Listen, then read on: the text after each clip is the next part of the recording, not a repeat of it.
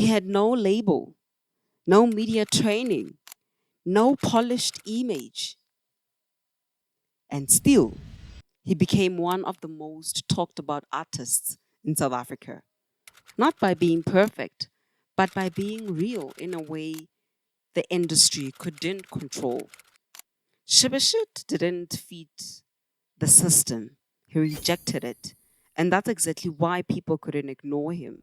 This is the story of how a nobody from Limpopo turned authenticity into power and built a following that feels almost like a movement. Section 1: The Nobody Advantage. Most artists try to make it by following a formula: look clean, sound polished, be marketable. But Shebeshkt started with none of that. No big connections, no industry cosigns, no pressure to impress anyone. And that became his biggest advantage. Because when you have nothing to protect, you have nothing to fake.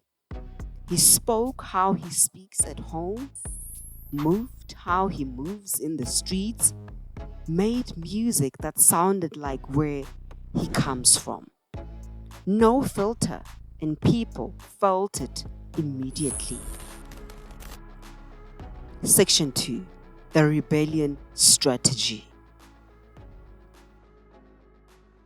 Shebeshkt didn't just make music, he broke expectations. Where the industry wanted polish, he gave chaos. Where artists tried to be likable, he stayed unpredictable. Where others chased trends, he stayed rooted in Limpopo sound. That's rebellion. Not for attention, but from identity. And here's the truth: people are tired of perfection. They are drawn to what feels real, even if it's messy. That's why his fans don't just listen, they defend him. They repeat his phrases. They leave the energy.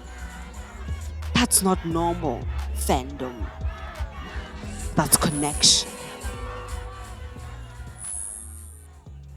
Section 3: Viral power without permission. Shebeshkt didn't wait for radio. He didn't wait for television. He went straight to the people.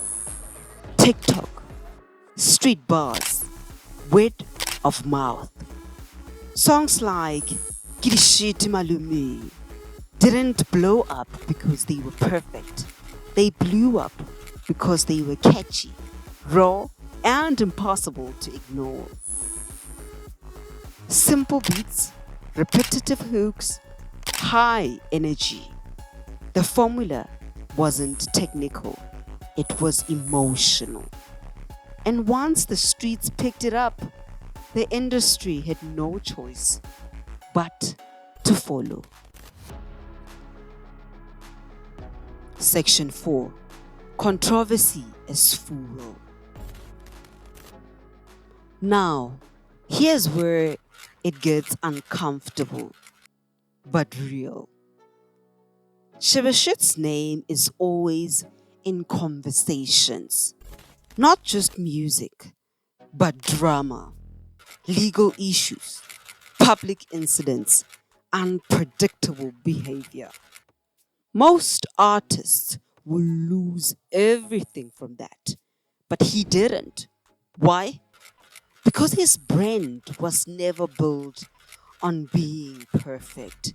It was built on being real, no matter what. So instead of breaking his image, the chaos reinforced it. Now, dear listener, listen carefully. This is important.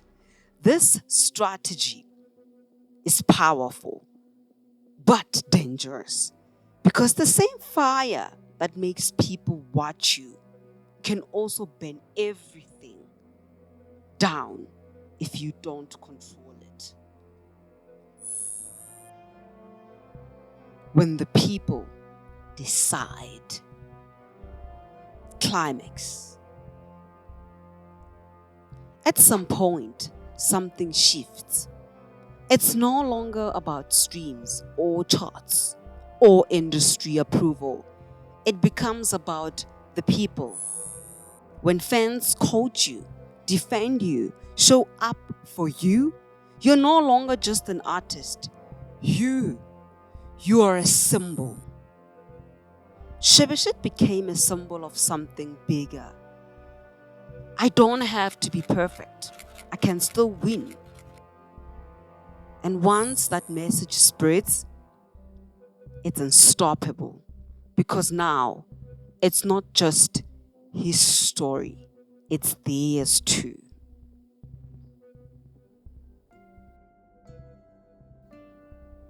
Shebeshkt didn't rise because he followed the rules. He rose because he ignored them completely. No background, no blueprint, no permission, just identity, consistency, and raw authenticity. But here's the real lesson.